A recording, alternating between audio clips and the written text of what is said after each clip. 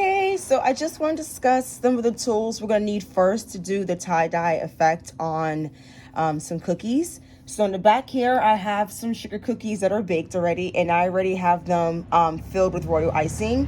These were filled yesterday, so they're hard. They're not soft. They're nice and dried out. You want cookies to be dried out. You don't want to do them freshly piped cookies or cookies that haven't dried yet with the royal icing.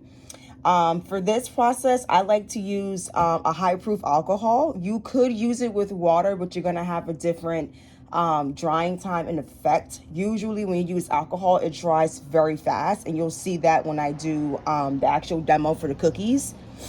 So we need the high proof alcohol. I like to use a color palette because it's easier and it's a little bit cleaner. And for this colors, I'm using green and blue. Just for the colors, and then I'm using paint brushes. So the ones I'm using right now are water pens. You can fill these with water. I'm using these just because these are what I have. You can use regular paint brushes. You don't have to use the water pens.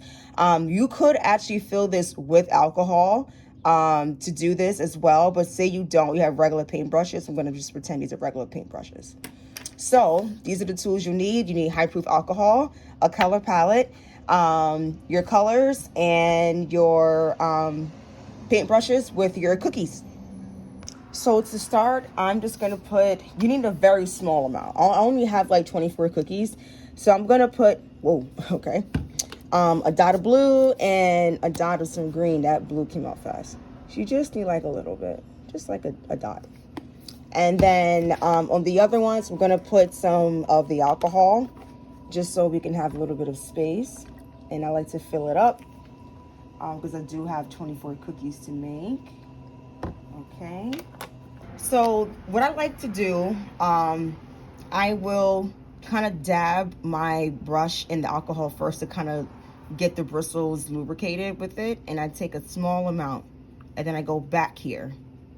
Okay, and you want to take off the excess that's on the tip here. Try to get that mixed into the alcohol, because you don't want to have a big old glob of the dye on the brush. So that's that, and then I'll do the same thing to the other side. Okay, so here we go. So now they're pretty saturated, both the brushes, and I'm gonna go and at the same time and mix it up, you know? And then go back with the blue. So if I were to use water instead of alcohol, this part actually would take a lot longer to dry. This is wet right now. As you can see, it's still moving around. But you give this like 2 minutes. If you look at the corner there, it's already starting to dry. You give this 2 minutes and this is dried already. If you want it to be more of a pronounced color, this is pretty light. I'm going to show you how to do a more pronounced color. All you have to do is just get more dye. So just get a little bit more so it's more concentrated.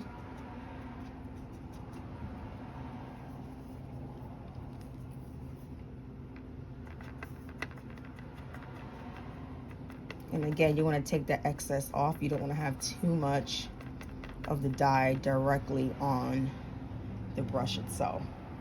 So now we're going to make sure these are both concentrated. And we're going to go in. Okay.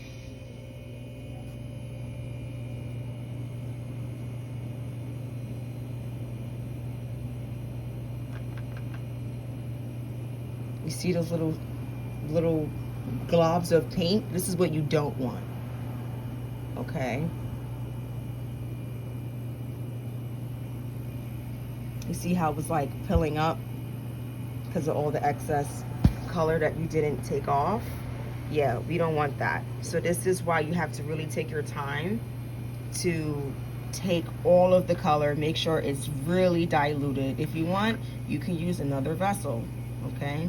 So we'll go over here now. We'll take some of that off, okay?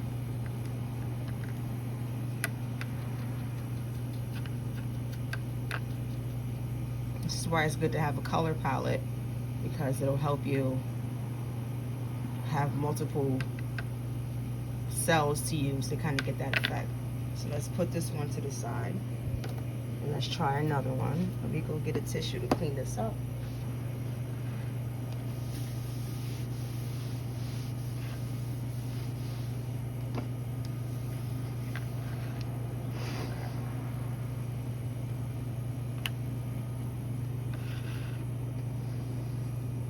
Alright, so we're gonna go to the new ones we just made. This is better.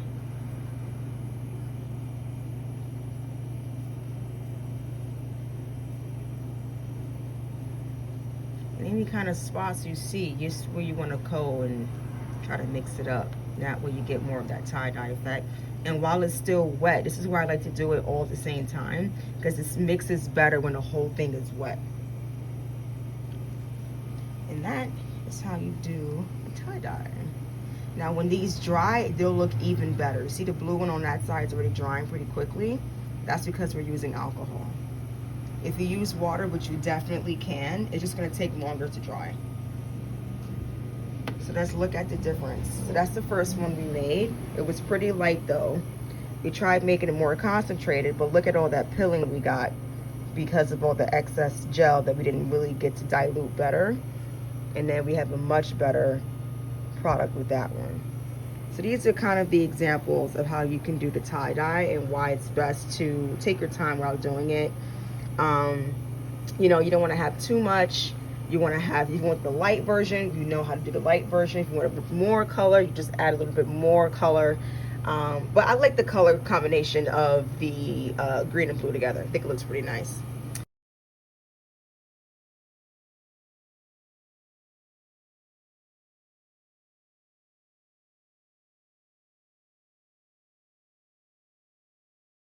Okay guys, so the cookies have dried. I'm here to show you what they look like. So maybe without the sun, so you guys can see a little bit better. So this is the first one that we did that was pretty light and we really couldn't see much. Then we did it heavily concentrated, but it had that pilling, right? So that's the first one. And then we got it right with that middle in between.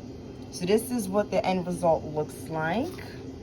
Try to show you guys so you can see a little bit better how the blending is. Here we go. See? And that cool tie-dye cookies. It's giving Earth Day and I love it. But yeah. Thanks for watching. Be sure to subscribe.